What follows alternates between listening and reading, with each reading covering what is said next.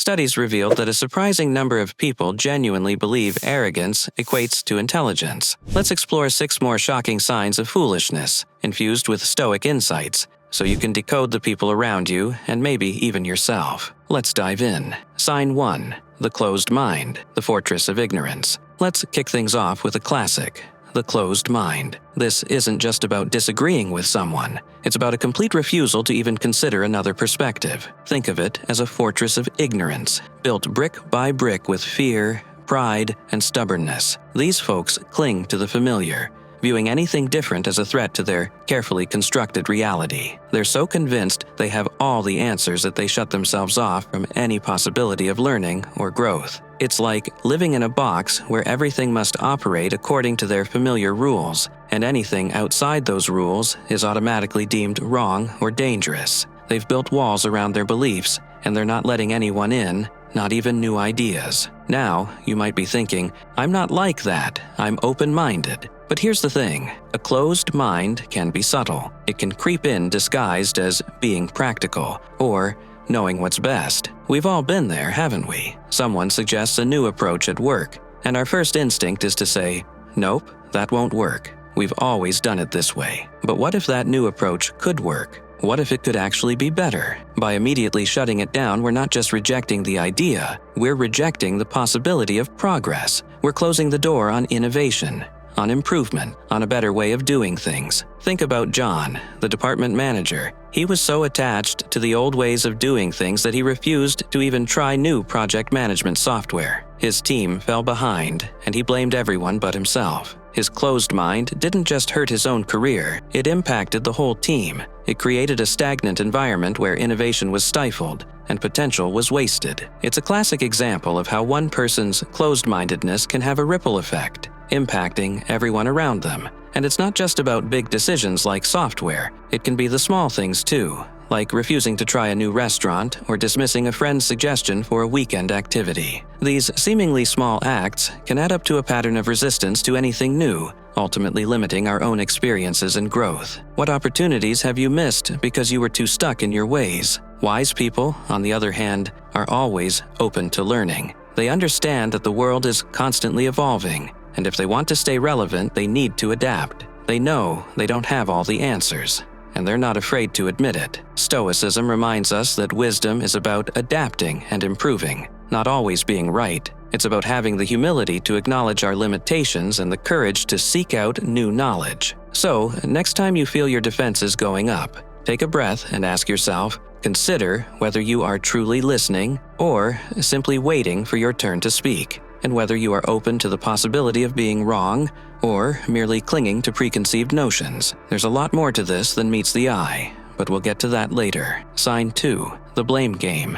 Shifting the responsibility. These individuals are masters of deflection. Nothing is ever their fault. A missed deadline, the marketing team messed up, a failed project, the economy tanked. It's always someone or something else's fault. They're like Teflon. Nothing sticks. They have a whole arsenal of excuses ready to deploy at a moment's notice. They're quick to point fingers but slow to take responsibility. It's a carefully crafted performance designed to protect their fragile ego. It's a delicate dance of dodging accountability, a constant shifting of the blame spotlight. They're the masters of, "It wasn't me," even when the evidence is stacked against them. But here's the thing, blaming is a prison. It keeps these people stuck in their mistakes, preventing any real growth. They never learn from their errors because they never acknowledge them. They're so busy pointing fingers that they never look inward to see what they could have done differently. It's a self-defeating cycle that keeps them trapped in a pattern of failure. And it often stems from a deep-seated insecurity. They're so afraid of being seen as flawed that they'd rather blame anyone else. This constant externalization of blame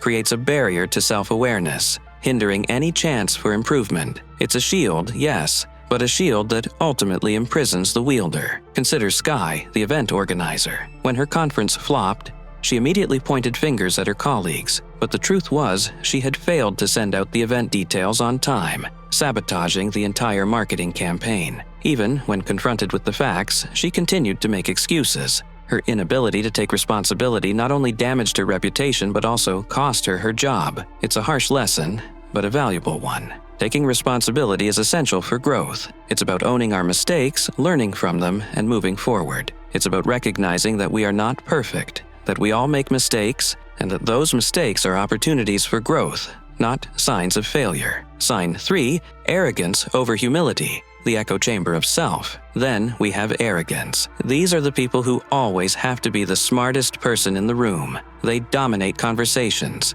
interrupt others, and generally make it clear that their opinions are the only ones that matter. They often dismiss other people's ideas without even considering them, convinced that their own way is the only right way. They see themselves as experts in everything, even when they're clearly out of their depth. They're the kind of people who will tell you how to do your job, even if they have no experience in your field. But arrogance is just a mask for insecurity. It's a way of compensating for a lack of genuine confidence. Truly intelligent people listen more than they speak. They know that learning is a lifelong journey, and that there's always more to learn. They're not afraid to admit when they don't know something. They understand that humility is a strength, not a weakness. It's about recognizing that we're all on a journey of learning and growth, and that no one has all the answers. Think about Paul, the manager who thought his ideas were too brilliant for his team to understand. His arrogance blinded him to the real problem, his own inability to listen. He was so busy trying to impress everyone with his supposed brilliance that he failed to see the value in his team's input. And, surprise, surprise, his projects consistently flopped. Was he so focused on being right that he missed out on the opportunity to actually get it right? Sign 4, the empathy deficit, walking in another's shoes. Now, let's talk about a crucial quality that often gets overlooked: empathy. A lack of empathy is a significant indicator of foolishness. These individuals can't seem to grasp that other people have feelings, experiences, and perspectives that are different from their own. They're so wrapped up in their own world that they fail to see the humanity in others. They struggle to connect with others on a deeper level, often causing unintentional harm. They might say insensitive things without realizing how hurtful they are, or they might dismiss other people's feelings as being overly dramatic or irrational. They just don't get it. Charles, the colleague who criticized Kathy for missing a deadline while her son was in the hospital, exemplifies this lack of empathy. His insensitivity not only made him appear cold, but also prevented a valuable human connection. He was so fixated on his own expectations that he completely disregarded Kathy's difficult personal circumstances. He viewed her as a mere functionary, not as a person facing a crisis. This starkly illustrates how a lack of empathy can dehumanize interactions and damage relationships. Stoicism emphasizes the importance of connecting with others. It teaches us that we are all part of a larger community, and that our well-being is intertwined with the well-being of others. Empathy isn't weakness, it's a bridge to wisdom and humanity. It allows us to understand and connect with others on a deeper level, fostering compassion and understanding. When you truly listen to someone, you not only help them, but you also learn and grow yourself. It expands your perspective and enriches your understanding of the human experience. Sign 5, fear of change, embracing the inevitable. Another factor is the fear of change. These folks cling to the familiar, even when it's no longer serving them. They're afraid to step outside their comfort zone, preferring the perceived safety of the known, even if it's stagnant and unfulfilling. They're like children afraid of the dark, hesitant to venture into the unknown. But life is a river, constantly flowing and changing. It's a dynamic process of growth, adaptation, and transformation. Resisting change is like trying to hold back the tide. It's futile and ultimately exhausting. It's a battle against the inevitable, a struggle that drains energy and prevents progress. The world keeps moving, evolving, and those who resist are left behind, clinging to a past that no longer exists. From closed minds to constant talkers, these behaviors point to a lack of self-awareness, empathy, and a growth mindset. Trying to recognize these tendencies in ourselves and others fosters understanding, not judgment. We all have our moments. The key is self-improvement. Stoicism offers a valuable path, emphasizing reason, virtue, and living in harmony. Share which signs resonate most in the comments below. Let's learn and grow together. Like and subscribe for more on Stoicism and personal development.